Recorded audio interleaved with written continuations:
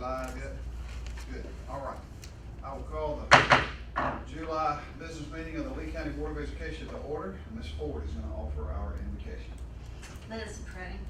Heavenly Father, today we come to you and we thank you for the privilege of serving our community and our parents and our students.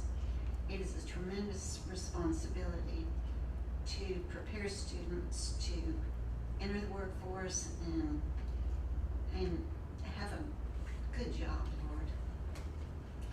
Lord, we are facing a lot of different issues, and we ask at this time for wisdom and discernment and insight so that we can make the best decision with all the information that we have for our teachers and our staffs at the school and our students.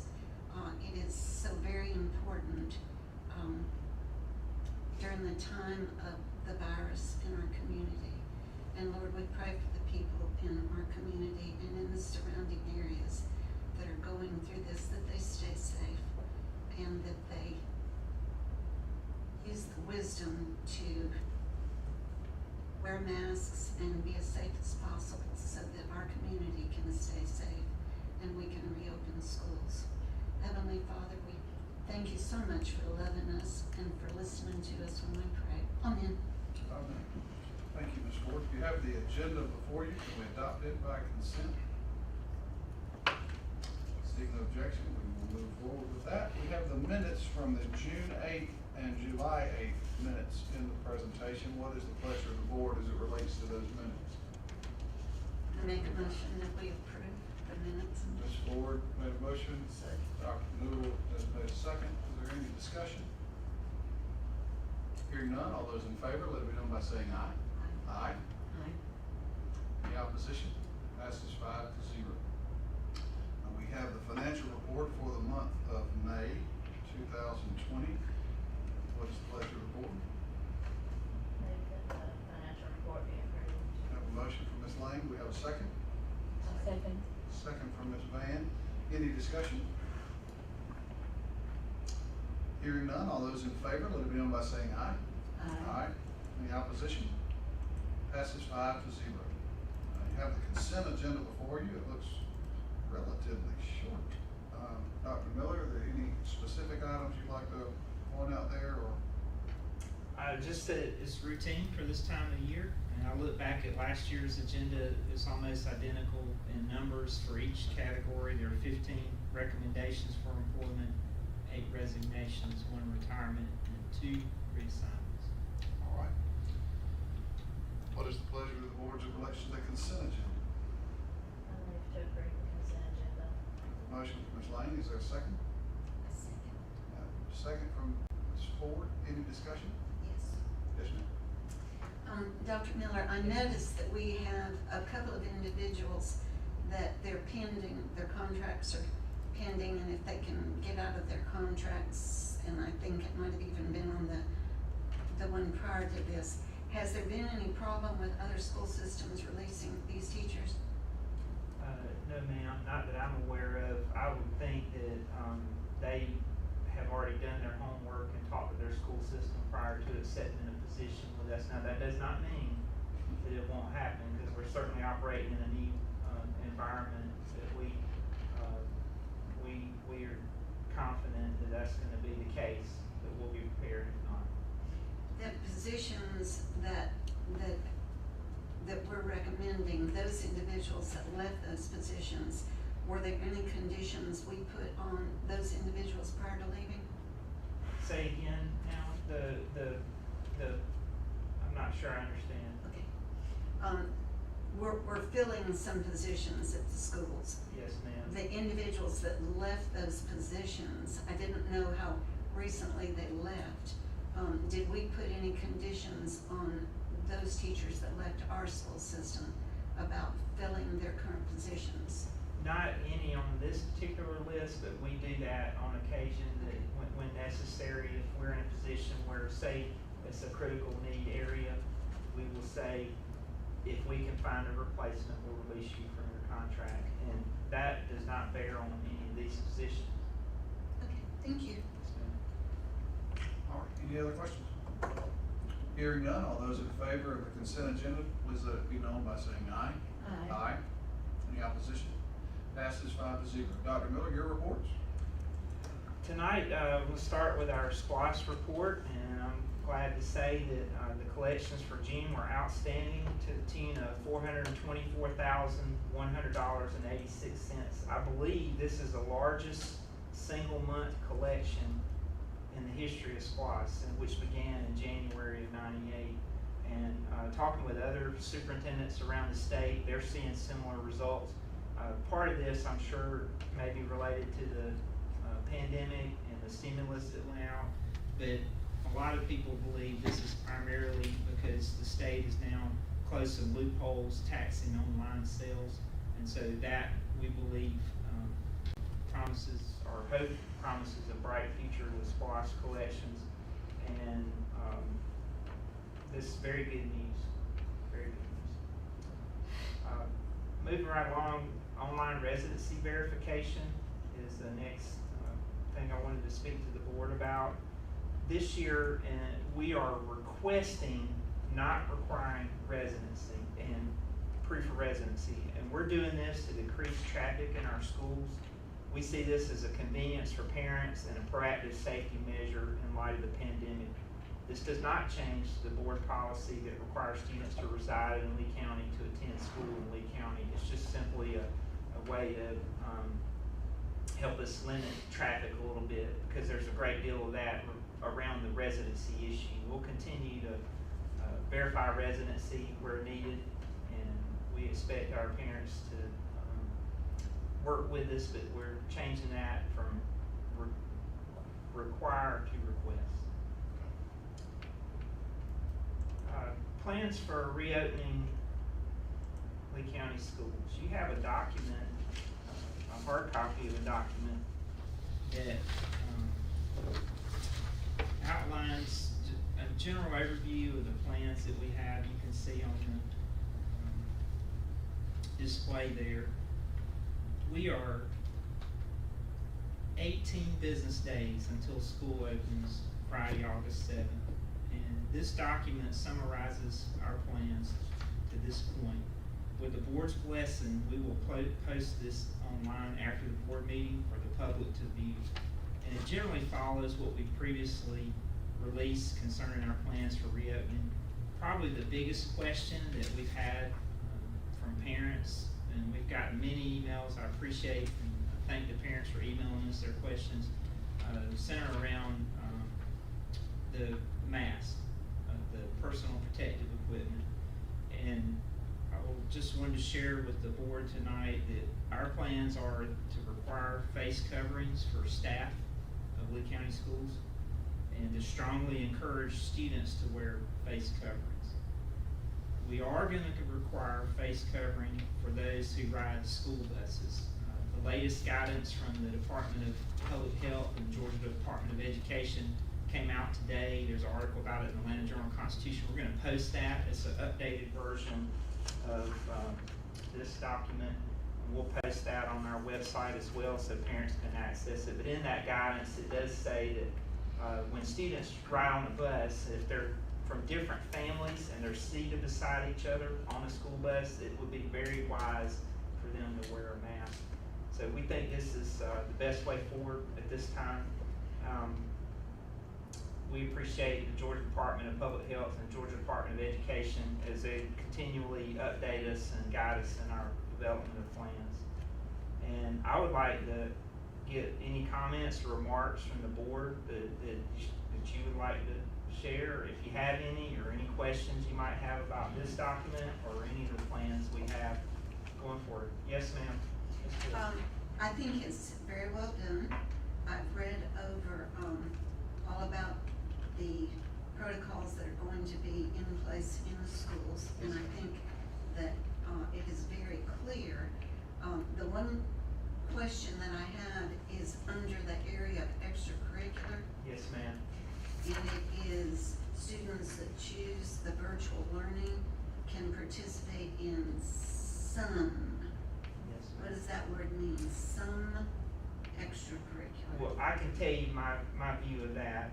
That is, like after school activities like band or sports, yes, they can participate in those. However, let's say that the school had an event during the school day that was extracurricular, maybe a guest speaker or a program, which would probably be done virtually anyway so that the students could participate. But let's say it was something physically present at the school, like a school picnic or something like that.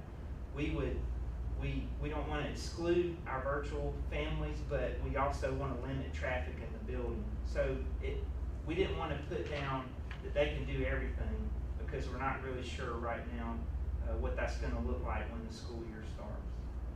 But, and the consideration might be, as far as athletic activities, they can participate in those? Yes, ma'am. That would be after. Yes, ma'am. Okay. And we did. I consulted with our, several people about this. We talked to our leaders and we talked to our school attorney, and we feel like going forward, that's the best path for us to be on. We don't want to deny our families that choose the virtual option anything. We can, but there could be circumstances where they may not be able to participate in something simply because we're trying to limit traffic into and out of the schools during the school day. Okay, as long as parents understand that. Yes, ma'am. And the key word with all of this, I think, for anybody and everyone is flexible. And we're going to try to be as flexible as we can and work with people as best we can. But there may be some things that we just have to talk through with parents. Okay. Go ahead, Taylor. What will be the protocol for those students getting to the athletics? Is that gonna be decided, or the after-school activities, will that be decided by each activity, or will the parents be responsible for getting the students to the practices? Yes, ma'am. They would have to provide transportation. I don't see a practical way for us to run buses to transport students who aren't already at school. That would be a consideration we have to. As it relates to masks on buses and for those places where we in fact require, Yes, sir. what are the budget considerations for masks? Very good question. The Georgia Emergency Management Association has donated masks, 53,000 to our RESA, so we're going to be a portion of approximately two masks per student.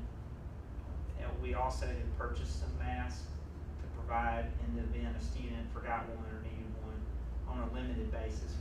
We're not going to be providing, a mask to go to school and a mask to go home and a mask we cannot do that, but we can provide on a limited basis mask if there's an emergency arises. And certainly it's going to be age appropriate, developmentally appropriate. There are some students that it may not be easy for them to wear a mask. We're going to work with families and of course then our staff, if they have a medical condition or some reason that they cannot, we're going to work with them as well. So I have a couple. Yes, sir. Mainly, I don't wanna say we're going to do that, but I have seen a lot of people, maybe some common sense has not played through with this thing. If a kid comes, and I don't wanna go through a specific scenario, I'm more generalizing here, but my child has had runny noses and coughing, and I am not going to load them up in the car and take them to have a test when they feel fine. That's just my personal, where I'm at right now. But if at school she has those symptoms and you send her home or the nurse sends her home, does she have to have a doctor's excuse to return? Because I'm not going to take her to a doctor unless she's sick, and a runny nose does not make, in my opinion, her sick. So I need to know that for me, and that's been a question for others. And then the other thing is part of that. When she does leave, does she have to have, the physician, you're requiring a physician's release or required to return? Is there some flexibility in that? Because, like I said, I'm not taking it to the doctor unless she's sure. Yes, of course, there's going to be flexibility, as I said before. The protocol that we have is very detailed to Okay. once, if say a student comes to school and they have just a runny nose, as I said in our town hall meeting, our nurses in a normal month see over 5,000 students, and so they're going to be very busy. But we have a step-by-step protocol to follow in the event that a student has some type of symptom in school. And because the symptoms are much broader now, because the CDC's added to the list, we're gonna have to address those on an individual basis. But there is clear guidance there. We hope to get that released out to the public so they can see, because that has been a common question of a lot of parents, and a good question. I feel good about what they presented. It's been developed in partnership with our public health officials and physicians. So we are gonna address each individual based on their need. What will not be happening, what we've been advised against, is you may see in some places where they require 2 negative tests to return, but we've been advised that's not going forward, and we're probably not gonna be in the position of telling people they have to get tested. One of the recommendations that I saw was if a child had more than one symptom, the family probably needed to consult with a doctor if they were sick, as you said. Whereas it's not just a runny nose, that can happen to anybody here in South Georgia. Yeah. So we have to balance that against, okay, they have a runny nose and a sore throat and a fever. Okay, well then we need to get that checked out. Another protocol that will be different, and I'm speaking from memory here, so if I get something wrong, but typically what we said is 24 hours fever-free for a student who develops a fever, but I think the new protocol is gonna be 72 hours fever-free without using Tylenol or Advil or something like that. So not everybody's gonna require to have to go to a physician? I don't believe so. I don't recall that being, if I'm at school and I have a runny nose, that just happens to kids, and it's just working many years with K-5 kids, it's just something that's gonna happen. That's gonna be treated one way, but if they have a runny nose and a fever, then I think that takes us to another step with the protocol from what the nurses have developed. It's very robust. And It's very so when those specific. protocols are finished, they'll be made available to? Yes, yes, sir. We're gonna put that online because it is a very common question. And then the last question is, and I heard you say on the bus you're gonna require masks. Yes, sir. So when you have an 8-year-old that just refuses to, or an older 12-year-old, whatever, refuses to wear it, which I could see is gonna happen. Yeah. What is gonna be the policy? Because, are we talking suspension, detention? What are we talking for taking his mask off on the bus? We'll work with the family and Okay. hopefully resolve it before it gets to a disciplinary level. We're not out to get Oh, anybody. I know. But at the same time, a bus we cannot social distance. Correct. So,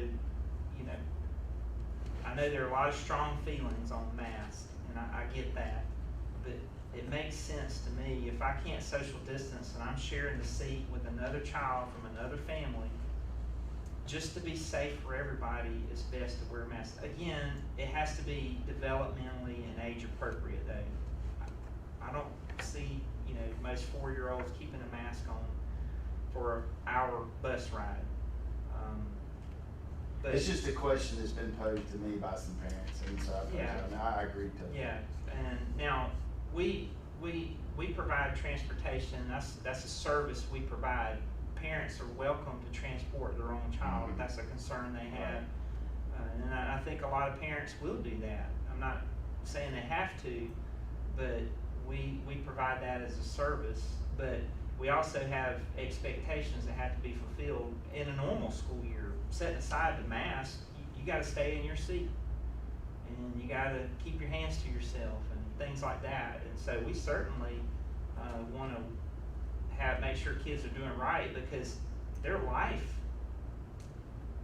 is, if there's a bus accident, the bus is the safest vehicle you can be on, but if you're not riding properly or properly seated, then you bring the safety down, and that's kind of the way we're viewing the mask. And this is something that a lot of school districts are doing. They're strongly encouraging masks for students, but they're requiring them on the school bus. Will there be an adult on every school bus? The driver, Just the driver? yes ma'am. As it relates to flexibility and the Yes, new sir. requirement for if we go to the point of being fever-free for 72 hours, there will be an exceptionally long period away from school. How flexible are we in those particular students and their virtual capabilities? Because the likelihood is they're gonna be healthy as a horse for 48 of those 72 hours. Yes. Right. So they would be able to pick up virtual hour, I'm assuming, based on some. Well, I'm the teacher, already our kids use technology all day long, Right. so the teacher would be able to provide some assignment, like they would, you know, we have kids sometimes that get mono, and they're out for extremely long periods of time, and we work with those families, it'll be similar to that. That there'll be the flexibility to pick materials or textbooks or anything like that they would need, from a location. I think so. I can't say for sure about that, but I'm assuming that they will be able to continue with their learning. We don't have to stop learning just because we may not be at school for a little longer. And that's really what, that's what I'm interested in. Now, will they switch to a virtual class? No. You know what I'm saying? They won't be switching, because it's a virtual teacher, teachers teaching virtually is gonna have a class or assigned students, so we can't be moving people back and forth all the time, or that would really, Okay, so I guess that's what Makes- you're saying when it says quarantine students will have access to their education through virtual learning. That doesn't necessarily mean moving to the virtual school Yes. side of it, Right. but your assignments could be via computer. Yes. Okay. and one thing some people have asked is, okay, say a child in the class tested positive and we had to quarantine that whole class. Well, my hope would be that we would continue learning for all the people involved in the class, because the teacher probably would be part of that quarantine, and so we'll work with people on that. As it relates to those virtual learning options, will those lessons that are taught virtually be recorded in any fashion for review for those families who are doing virtual learning? I think so. I can't answer the specifics on that. Ms.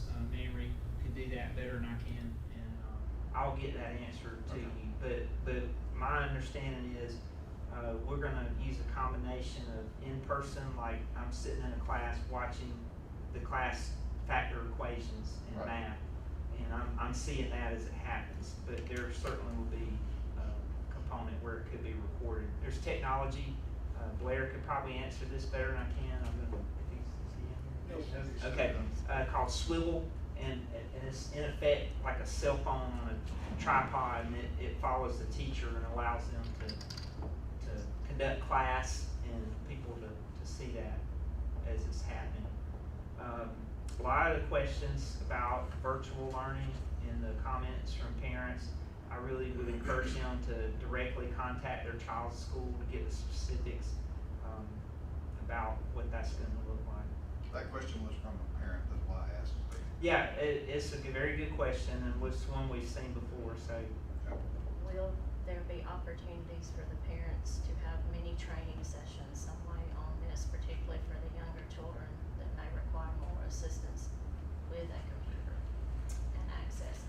Well, I don't know the answer to that one. That's a Miss Mamrie question. I just know that the parental involvement is gonna be the key factor with virtual learning. And the younger the child, the more involved the parent's gonna have to be. And I say that not to discourage anyone from it. I just want people to understand that, you know, the needs anyway, even in an in-person learning setting of a kindergartner, are much greater in terms of time on task and support and facilitating learning than a senior. So I do think that's important as parents evaluate what's their best option going forward. A lot of parents want to know about our plan. We're going to put this out, this document tonight, so they can look at that. And then, you we're gonna try and continue to answer the emails as we receive them from parents with questions. How many have signed up for virtual up to this time? Do you know, or percentage, or? Yes, I do. We were over 600, I believe, today. 10%? About 10%. Is it across the board, a certain concentration? It's different in different schools. Mr. Dowling went through the numbers for each school, and he's updating that because it's changing every moment. But based on our initial survey, we anticipated about 10%. It could be a little more or a little less. I can't recall the specific number. I did hear it today, but I do not remember what it was. So, and I'll leave this alone after this. Yes, sir. I do think, and this particular person who was talking to me about the virtual option is a person who has the flexibility, some to work from home or some to go into the office, but not at the home all the time. The point was made, if the option for recording of the session, the class was available, that would allow this parent the opportunity to, number one, watch it themselves and use it as a tool to help that child Sure. with their lessons. So alleviating interaction with the teacher, quite frankly, in an after-hours setting. So I also see that as a valuable tool for people that don't have internet access. I mean, everybody may have a computer, they could take a thumb drive and put a recorded version in, they may be a day behind, right. but they could at least get their lesson. Sure. So I think recording is I didn't mean to cut you off. No, that's fine. I just want to throw that. I'm sure that's gonna happen. I'm not sure about the scheduling. I think, you know, sometimes, one of the questions I saw today was from a family that they worked out of the home during the day, and they were gonna let the child stay at home, and they were gonna work with them in the evening. I mean, I'm sure that's possible to make that, but How I would, sustainable is that? yes, and that's not to throw water on their situation. I mean, there are families that have parents, and there are families with children that have serious health issues, and they've been very much stay at home during this pandemic because of that, and they want to continue their education going forward, and that's why we're trying to provide them that virtual opportunity. They have the power. It's just, it's not going to be like it was in the spring. In the spring, we had 8 months to build relationships with those teachers, and then we all switched to virtual, and so most of the hay was in the barn, so to speak, in terms of teaching content. Whereas the end of the year was more of a review. And because the state guidance that the virtual will not punish anybody, the student could do the work or not do the work. That was totally up to them. This will not be like that. This will be, you're gonna have tasks that you have to accomplish to maintain, so that hopefully things improve and we can all come back to school in person at some point, and that child who's taking the virtual route will be able to join right in with their class when they get back and be where they need to be. And again, I say that not to discourage parents, I just want them to think through the. Just got a text from Kevin and said that it's over 60 at each school and it's over 700. So Right, more what's than it? 10. my last question to them is, when you said it from the beginning, flexibility. Yeah. I mean, I think we all have that. Yes. But for the virtual, I know there may be some people, and it's gonna be one-to-one that virtual that decide this ain't for me. Probably right off the bat, I would imagine the first couple weeks. And I'm sure you'll have to deal with that, but my concern is more so for the kid, this is the dad part of me. My kids are going to school. But if she's in a classroom that somebody tests positive, and now I don't know to what extent I have the guidelines, but now the whole class has to go in 14 days, because I'm sure that scenario may play out. Is she gonna be? I want to make sure those children are not, the ability to learn is not jeopardized for those kids that had to go home even though they weren't sick. Right. And I know you're saying, and which I didn't understand, so I'm glad you explained that. even though they're virtual, they may be in a totally different class setting than where these people are. It's not a camera set up in that classroom for that teacher. But will she be allowed, I wanna make sure her learning doesn't get jeopardized, or her graduating or making her grades. And I mean, we're gonna have some flexibility, I would assume, with that Yes, part. we have the same goal, but parents have to think about the practical application of, you know, we're gonna start the year, right now, it looks like 10% of our kids are gonna do virtual, and less than that, or more than that will do the in-person, close to 90%. So if we assign a teacher to that child, you know, we're gonna have to, we only have so many teachers, so we're gonna have to be careful about going back and forth. Well, no, At not the so much 9 back and weeks, forth, we I'm saying can- the one that gets sent home, no. Oh, absolutely. Is she gonna have access to be able to learn for those 2 weeks that's out of Yes. her control? Yes. That's not gonna jeopardize. No, I agree with you on that, back Yeah. and forth. So, okay, we've talked about student protection, and that's Yes, sir. paramount. Mhm. We're the largest employer in town, we have a bunch of employees that we have to Yes. protect too. Yes. And I think a significant number of our employees are at the age level that CDC and public health is most concerned with. Yes. What steps are we taking to make sure that those employees are protected? Well, the safety protocols that we have in place, periodic health screenings, personal protective equipment, social distancing when possible. One of the reasons that we want students to wear masks on the bus is our bus drivers, we wanna keep them safe as well as the students. Some of our drivers have been wearing masks even before the pandemic began. I see them when they're picking up over here at pre-K, and that's just something they've done, and so it'll be real natural for them going forward. We're gonna provide plenty of hand sanitizer. We've ordered masks and shields for all of our staff. We're gonna have the safety protocols that guide how we work with our students, will also guide, how we treat our staff if they get ill or they have, a problem in school or before school. So we're gonna put in place those things to keep them safe and protect them as much as possible. I just wanted to hear that out loud. 'Cause Yes, I know sir. sometimes- Yes, sir. We're very conscious of that because we always need bus drivers and custodians and teachers. Sometimes it's hard to fill positions, so we want the people we have to, one, be safe, because that's what we should want. We want them to be healthy and protected. We have a lot of staff that have medical conditions like high blood pressure or diabetes, and so we certainly wanna make sure they're safe, but at the same time, we wanna make sure we provide a good working environment for them.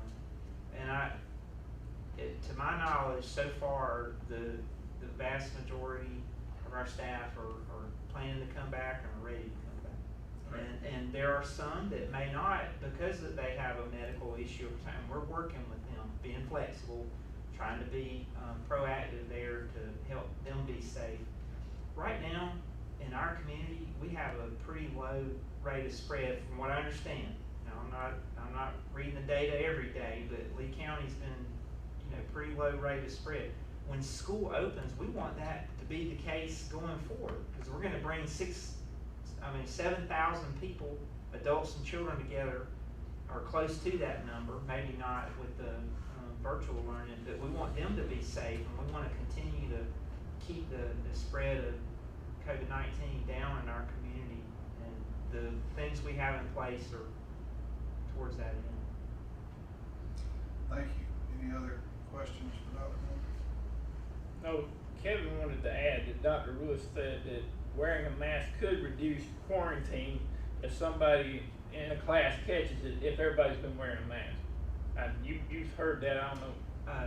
We had a conference with Dr. Lewis, the district public health director, and he said that if the surgical type masks, the ones that, the blue and white ones that a lot of people wear, if 3 people were together and one was positive, one didn't have a mask and one had a mask, the one with the mask may not have to quarantine. It would depend on that particular situation, but, that's another reason why for our staff, we want them to wear masks. And of course, we're gonna work with them. Some of them may not be able to. They could have a medical condition that doesn't permit them to do that, and obviously we'll work with them. As I said, we've ordered shields, face shields, and masks for every employee, and we're actually gonna provide y'all with one as well.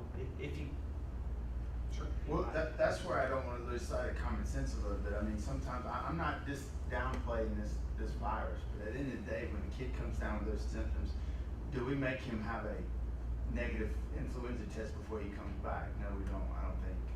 You know, Right. so, some of the things, I just wanna make sure that, I don't know, we're not being too stringent on some of the guidelines to come in and, or to continue learning. well, you know, we're basing what we're doing on the state's Right. guidance. But the And- CDC, you know, I heard somebody say the other day, they define direct contact as being in within arm's reach of 15 minutes. Right. I mean, there's just a lot of communication out there that's not, and that's probably what I would define it as. But, you know, I don't know that Sure. anybody's touching anybody for 15 minutes except for the bus ride. You know, so, I mean, I don't know that, Right. I just don't want, because somebody's in a classroom, I think we need to not lose sight of a little common sense with some of this. Well, we're trying to look at every possible option. Correct. Now, we may not be able to implement every possible option, but we are taking those into consideration, and trying to evaluate those in light of what we can do as a school system. Now, parents may look at another community and go, wow, they're doing this in Denver, or, you know, in New Jersey, or in Atlanta.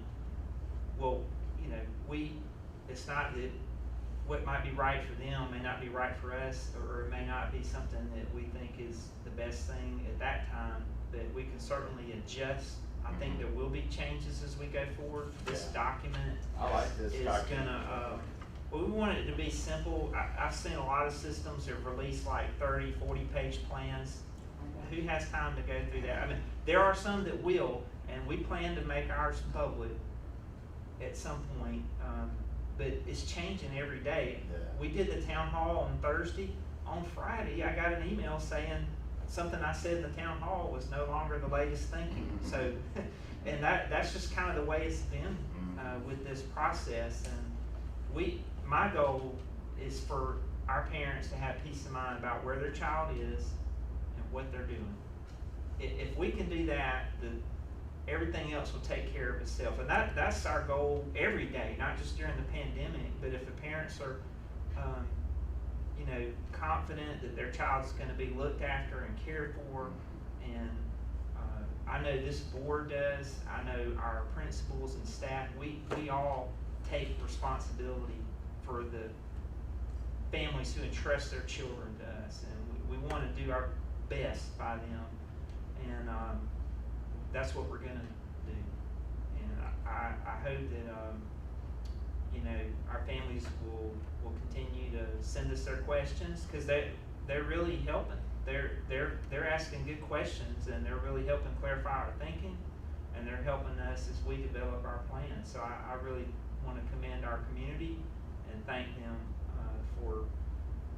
for their comments. Thank you, Dr. Miller. I, for one, appreciate the efforts, I know everybody else does too, about how we're staying on top of it and making adjustments as required as we move forward. I know we spent a lot of time on this particular issue tonight, but I think it was very important that we get these questions out. Yes, sir. And going back to virtual learning, each school's virtual learning plan is on their school website, as well as their school. When we developed these overall plans, each school's a little different, many of them in the way they're designed and laid out, so we let the schools develop their specific protocols for their specific school. Now, some things we dictated, you know, that they need to do, others were things that for this school, this works for us. So if parents have questions, they can go on the school website and find the virtual learning plan or the protocols for COVID-19. And I encourage them also, if they have questions, they can email our administrators and touch base with them. They've been great. They've really helped me answer a lot of the questions, and they're here to help. Thank you. All right, we'll move on to discussion and action items. The first item on the list is a request for approval of hazardous duty stipends during the COVID shutdown. A number of our hourly staff members came in and worked during the early days of the shutdown to provide essential operations for the school system, such as the student feeding program, cleaning schools, maintaining our grounds and facilities, even things like payroll, getting paychecks out. And so we believe that it would be good to, or asking the board to approve a stipend for hazardous duty for these employees. You have a schedule for the stipends in your packet. And this is for non-certified personnel only, not certified staff. And the total expense will be just over $46,000. Yes, sir. Okay. What is the pleasure of the board? I move that this is be approved. We have a motion by Ms. Lang. Is there a second? I'll second. Second by Dr. Newell. Joint one by Dr. Newell. This one. Any discussion? No. Hearing no discussion, all those in favor, let it be known by saying aye. Aye. Any opposition? Passes 5-0. And we express our thanks for everything that was done. Very much. I cannot commend our employees enough for their putting kids first. That's what they do. A lot of uncertainty when they were working, a lot of unknowns at that point. Early on with the feeding program, yes. And many of them came every day. Many came on days when they were scheduled to work, and then came back to volunteer on days they weren't scheduled to work. So just, There's been a lot of stuff out there for people that can't work, but there hasn't been a lot for people that did work through it. I mean, they're just getting, a lot of people are just getting regular pay or overtime. So I really am happy to see this. All right, next item is the approval of the spending resolution. It's pretty standard practice this time of year. Dr. Bill? we're just asking the board to approve a spending resolution for August. We anticipate the fiscal year 21 budget will be approved before the end of this month. But as a precautionary measure against some type of potential delay in the budgeting process, we think it would be wise to approve a spending resolution. What is the pleasure of the board? I move we approve the spending resolution.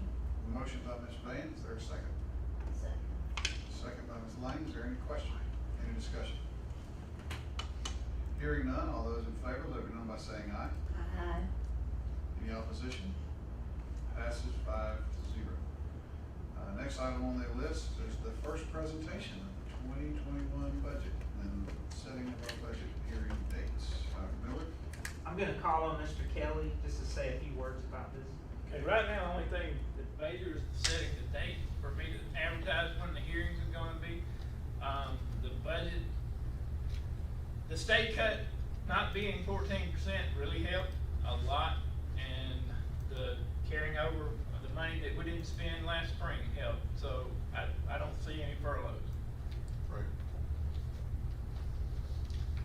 And you need us to. No, no Yeah, action it's other than just- the dates, if you approve those dates that, for those meetings. Right, right. The date is the 22nd and the 27th. The 22nd is at 6 p.m. The 27th is at 5:30 p.m. I would like to note that those are at the auditorium of the high school, those budget hearings, so the public can come, We can socially talk. distant. Socially The distant. 27th, the memo is listed at 5. So it's at 5. It's at 5 and then at 5:30 The we'll. meeting is we'll- at 5:30. Oh, Uh, the 27th on Wednesday at 6, and the 27th on Monday at 5:30? Right. Okay. And we'll have our meeting, Are we? a business meeting after that. Yes. Okay.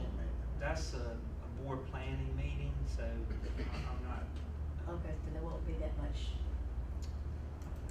right, we, That and the splice. yeah, that's the date we have planned. Tonight we're gonna present the SPOS ballot question, planning to vote, present it for a vote on the 27th. okay. We'll we'll just have our regular board meeting there as well.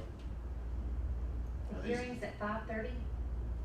The hearing is at 5:30 on Wednesday. No, it's a 6. I can't see that, Jennifer. It's 6 o'clock on Wednesday. 6 o'clock and And 5:30 on Monday, Monday. and then we'll have a hearing, the thing after that at 6. And these times are Uh, final. Well, No, that's what I'm asking. Oh. Well, we might need to adjust the times because, we'll say, Well, I gotta advertise it tomorrow. I mean, it's gotta be advertised, so so we need to know the time. we need to know time. Jennifer, do you have what do we need to do there with that? I was thinking the board meeting was at 5:30 on the 27th. And that meeting, I don't have that advertisement. I think the advertisement says it's at 5. No, I mean, the regular July board Work session. retreat was advertised for 5:30.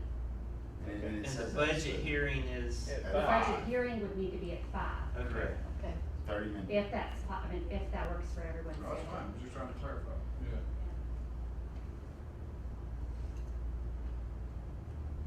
Is that okay? Yes. Does that work for everybody? Is it 30, so we're anticipating a 30-minute on Wednesday as well? If it's like the ones we've had in the past, we won't have, I mean, they will come to the first one and usually don't come to the second one. So it's just Wednesdays are bad days for me. Some days I'm out of town, on Wednesday. I mean, I could probably make 6. Okay. I mean, I don't know how important it is, the diamond, both very important, I guess. We just like to have a quorum, so I mean, we'll make sure, it's always important to be here. It's always I know that. I know, but I'm saying if one But I mean, person- yeah, if the rest of us are here. Then I'm fine with these times. We can still meet the requirement. Yeah. But now, if you're the only one and this is the first meeting, I don't wanna have to go over it again at the second. We get with them beforehand. Then I'm just messing with you. then I would, I'll go I over. can't say definitely, I don't know my schedule tomorrow, but I'm busy. Wednesday would be not a good day for me. I'll go over it with you anytime. Well, the presentation will be made on the 22nd. Gary has a budget presentation and he just walks through that to Right. explain. And then if you're there, you'll see it. But would it be recorded? Yeah, there you go. Yeah. So I can just watch it again like I did? Yes. Okay. And we're fine, then I'm fine. So we have a meeting set for July 22nd at 6 p.m. Then another one at 5 p.m. on July 27th with our board meeting, our board retreat that is scheduled to follow at 5:30 p.m. And we will do that all at the high school in the auditorium. Is that all right with everyone? All right, great. Does that need a formal vote? No, I mean, as long as y'all okay with me putting that in the paper. All right.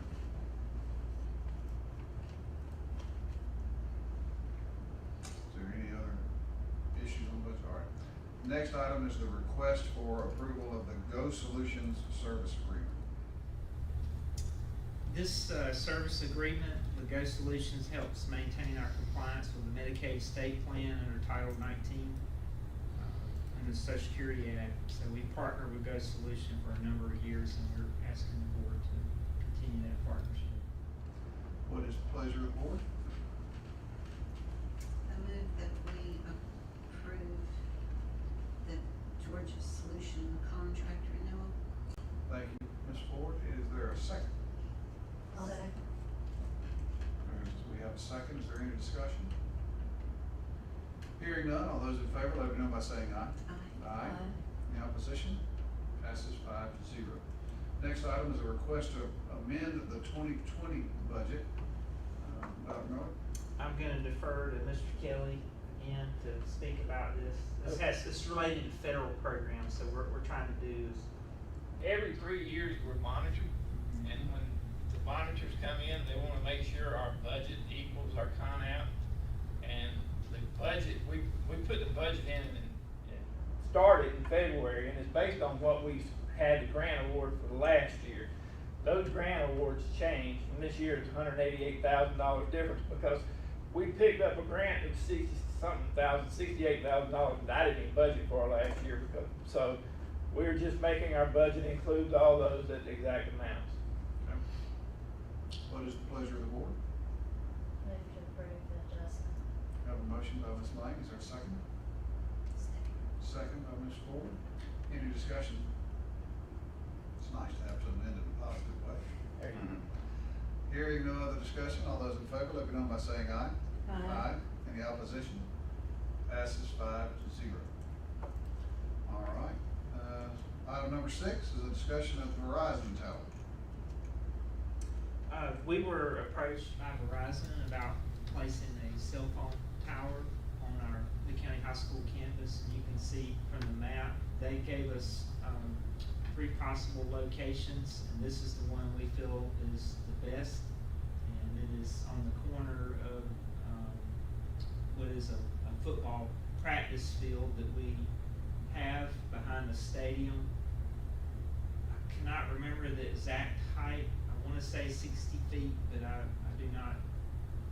Yeah, I think it's in that 150. area. He said it would look exactly like one of those light poles at the football stadium. Yes, and it will be, it will improve cell service, we hope, at the high school and at Lee County Elementary. Right now, both of those, have spotty cell service, in particular Lee Elementary, and for any citizens living in that area. I believe, I think this could be a good thing for our system and our community. Verizon will pay us $750 a month, kind of a lease, to have the cell tower there. And we just wanted to bring it to the board to discuss. They will be preparing a contract to present to you, so we don't have the contract yet, so we're not voting, but we did wanna make the board aware, and if you had any questions about this. They usually have, it says 60 feet by 60 feet area around that pole. They don't want you to They bring don't a fence fence it off. and they maintain that. I would imagine. You know what? We didn't discuss that. Well, that would be one I would. Yeah. And they do, I know somebody that has one on their farm, they raise the price every 10 years, they'll can raise the rent, but is that, my only question is that's y'all's area, I guess, but that area, we were just also discussing last week with the architect, has future plans, and I know you said that was the best area, but is that, with those future plans, would that interfere with those future No. plans at all? No, No, they, sir. they've Okay. got acting. No, sir, you know, Cause I see they have flagpole examples, I didn't know they got that small, that's pretty cool. that would not, infringe on. Are they asking for an easement to it? They asked them to use the road that we have to get us there. I mean, and we told them that would be fine. I mean, so, but no, they didn't ask for an easement. Okay. The road that our buses exit out, that actually belongs to is it the city or the county? The city, when our buses circle out of the high school bus parking lot, that belongs to the city. They would, I don't know if they would come in that way or if they'd come through our parking lot to have access back there. We can certainly find out before the board has to make a vote. Any other questions? That road that is kind of adjacent to the football field, is that currently existing? The one that's in red? I mean, Yes, ma'am. It's a dirt road. I mean, It's It's a just dirt road. yes, ma'am. oh, okay. Now And that part does belong to us, once you get past the cell tower, but the part from the yellow line, adjacent to the trees up to where that water tower is, that I believe is the city's. And, they allow us to use that for our buses to exit from the high school. Any other questions? All right. Last item on the agenda is the first presentation of the SPLOST referendum. Dr. Miller? This is the first presentation of the Education Special Purpose Local Option Sales Tax measure that will go before the voters on, if the board approves, on November 3rd, during that election. And there's no action needed at this time, but we plan to bring it to the board for a vote on the July 27th meeting. We have to have the measure approved, it has to be 90 days before the actual vote. And that 90th day out would be Wednesday, August 5th. Our hope would be that we could have the board approve it and then have it in the paper, the ledger that week. That would give us a cushion, you know, in case there were any problems or issues there. And we would, be able to do that. I've talked to Ms. Veronica Johnson and the Board of Elections about this, even as late as today. And of course, this ballot measure was developed for us by an attorney, Blake Sharpton, that we've worked with his law firm for a number of years, and he's out of Macon, and in conjunction with Raymond James, Mr. Kelly. Give him, he's worked very hard on this, preparing this and presenting what you see tonight. I would like to say if we collect the 424 every month, we'll get 25 million. Right, yeah. So, If we collect what, I didn't. if we have another month like last month and it continues on, That'd be great. but that's 3 years away before we start those collections, so it is very possible. I think those internet sales have really made a significant difference. Because it is statewide. I was on the GSBA Board of Directors call just last week, and most everybody on that call had the largest collection month they had ever had. I'm assuming those numbers come from March. They're supposed to be 1 month behind now. 1 month At one time they were 2 Okay. months behind. Okay. So that makes a lot of sense. Any other discussion about this SPOS, even though we're not voting tonight? It seems like, you know, in reading this, and I just wanna make sure that voters are clear, is, you know, we're gonna do a general obligation bond for the 26 million. And we're going to count on the revenue from that and possibly SPOS to pay that bond off. But, you know, as you read down through this, I didn't realize that we were putting the gym in the position. I thought it was gonna be kind of further at the bottom if we had money left over, that we were going to do some of the projects, you know, certainly Lee County Primary School, certainly paving of the bus parking lot and fixing a pavilion over the area at Twin Oaks where they have the rain that goes into the gym.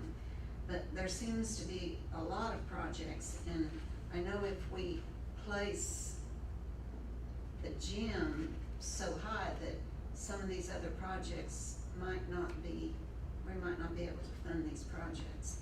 And, you know, with the debt that we've got now on the general obligation bond of 17 million, even though a portion of that will be paid down, we're still looking at a $26 million general obligation bond, which in effect is not really the price of that bond, because there is service and interest that goes along, you know, with that bond. The first bond would end in 2034. It should be paid off in 2034.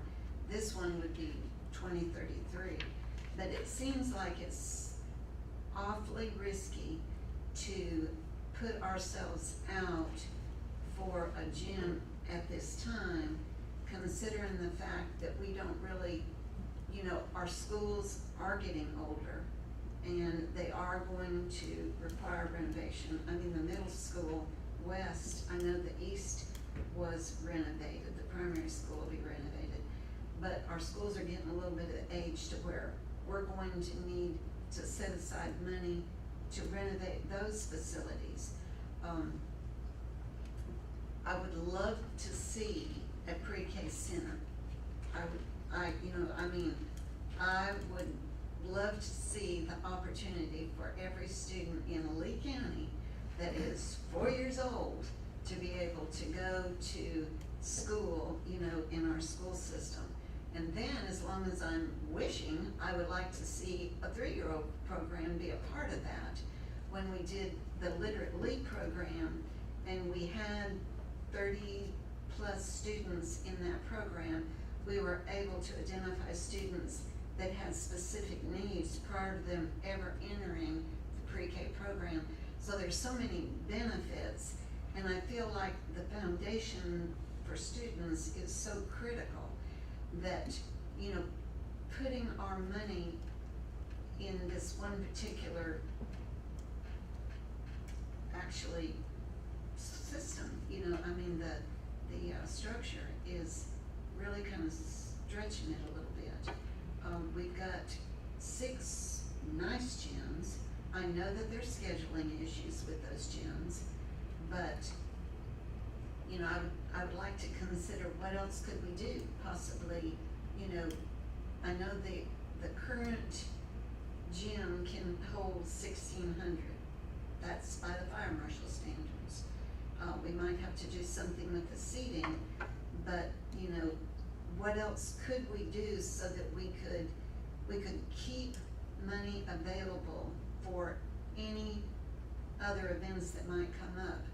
In addition to that, you know, as you scroll down and you get to the section 8, it says, you know, if we don't have enough money, you know, to be able to fully pay off our bond indebtedness, we're gonna raise taxes. We're gonna ask the county commission to raise property tax so that we can pay this off. And I just wanna make sure that everyone realizes, you know, there's a lot of words in here. Yes. And someone has really got to read it carefully to make sure they understand, you know, what the system priorities are and understand the funding and what might happen if we cannot, you know, pay for this. And once again, you know, I'm very supportive of the students and getting them technology so that students can stay at home and that might have issues, or their parents just might feel, you know, that would be the best educationally for them. You know, I would like to see the system be able to afford, you know, the Chromebooks and the devices so that students in these rural areas can access, you know, what's going on in the way of virtual learning. Am I correct in the numbers that are listed on here, and I know primary and the gym are listed as number 1 and number 2, that's not priority, that's just a listing on the list, and there's a lot of flexibility There is flexibility in it. within what's written in here. They're listed first because they're the big ticket items as far as the most costly, and basically you would bid those 2 prior to doing the other projects, but, you know. Lead primary is the priority. Yeah, I was I gonna know say- that's what we discussed, Yes. but there's nothing magical about these numbers No, other the than what board- we put on here. Yes, They sir. were the highest ticket items, so we have to let bids to determine what the real price is, and Lee County primary goes first. Right. And then we go And- from there, and this board makes a decision as to what the next step is in that process. You will approve, we'll come to you to approve an architect to do every one of those projects, or we may say to put it together and that we'd like to use one architectural firm for this. And, but to get we couldn't put all those together to get, what's JC out of? What do they do? Construction management. Construction management. But we'd have to come to y'all if we do construction management on each one of those. And it's worked well for us in the past, and the It really construction has. manager. And- So from Yeah. a cost savings standpoint. Jason, Yeah, sure has. Explain the difference between the GO bond that's on our books now for the project, multi-purpose building project versus the GO bond that will be issued to go ahead and fund this SPOS as far as the 20 funding. years ago, the only mechanism school systems had to build a school was GO bonds and before the SPOS. So Kitchafuni was built with a 20-year bond. That bond came due, and we were asked how to fund the multi-purpose building. And right there, that bond's coming off, and I said, you could do a general obligation bond for something that continues the same general obligation bond payments as what we had with Kitchafuni. So that was voted on by the public, and this general obligation bond here will be paid back from SPOS collections. Now, if our SPOS collections move on up, we won't tax the next SPOS as much. But if they don't, there's a provision in here that if the next clause, you would have to vote in the next clause to continue these payments, or if you do not vote for the next clause, then we would have to levy a millage rate. At this time, we won't have to do anything on the millage rate, and I don't think we will on the next time. But the main difference right now is the GO bond that we have on the books for the multipurpose is paid with basically paid with property tax dollars, whereas this GO bond that would fund this clause, Sales repayment tax. is by sales tax Sales dollars. tax. Unless we went out with Unless- another right. GO bond, so the question is, you know, the SPOS is paid for by everybody who shops in Lee County, whereas the general obligation bond is paid by the property owners, so, that's one way to look at it, but Ms. Ford, we will make sure that we take care of those needs that need to be met, And the one difference, the major difference that I see is what I was talking about tonight. Regardless of what is thought about what decisions we may make within the flexibility we have with projects listed in the SPOS program, the biggest difference I see within a general obligation bond is the voters have voted specifically for a levy of specific tax to pay for a specific project. Ultimately, they make that decision on that specific project.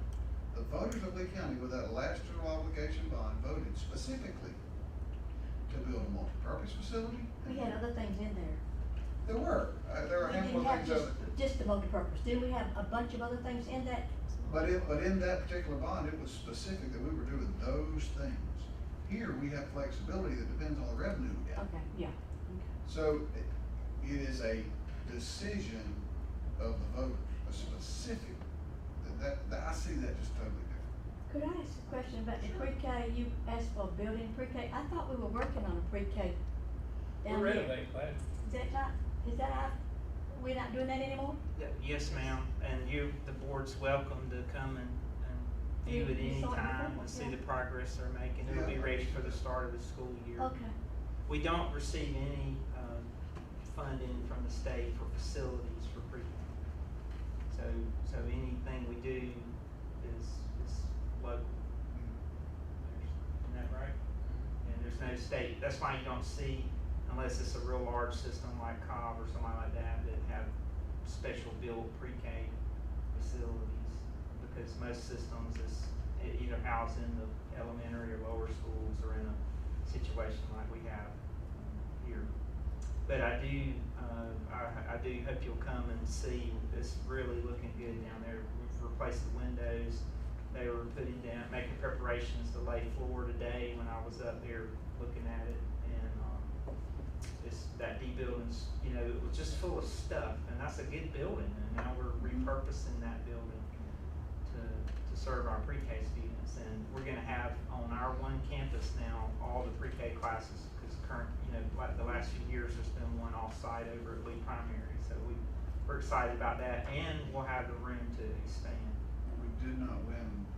We did not at this time. It could come about at a later time, but we did not get approved for an additional class. As my understanding, they're not approving any additional classes in the state at this time based because of the. And we're serving that means we'll serve about 240? Normally we're about 266, somewhere in that neighborhood.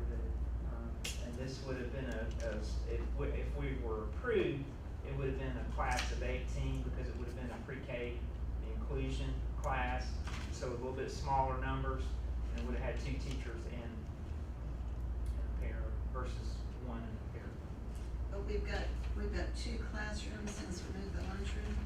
Did Yes, that ma'am. open? That was literally 2 classrooms, kind of like this space right here. And so they've been converted back, and then that D building is looking good. It's really coming along. The board has invested in that building. We put the roof up there. There's gonna be some awning going in. We're gonna have daycare van. It's gonna pick up on the hill next year to help us with traffic flow down here a little bit. How many kindergartners do we have? How many kindergartners? I Like do not. 400. 400? pre-K or kindergarten? Kindergarten. No, kindergarten, those would be moving from pre-K to kindergarten. I was wondering the numbers. I So don't that's- know what they are, but I'll find out. No, it's, I mean, just an approximate amount. 'cause we're Well, not- That's what. generally it's about 250 per grade, so I would say closer to 500. Yeah. 230. All right. Any other discussion? Again, we're not voting tonight. We have room for time for conversation for our next hearings. So, hearing no other question, that's the last item on our agenda. I will declare us adjourned.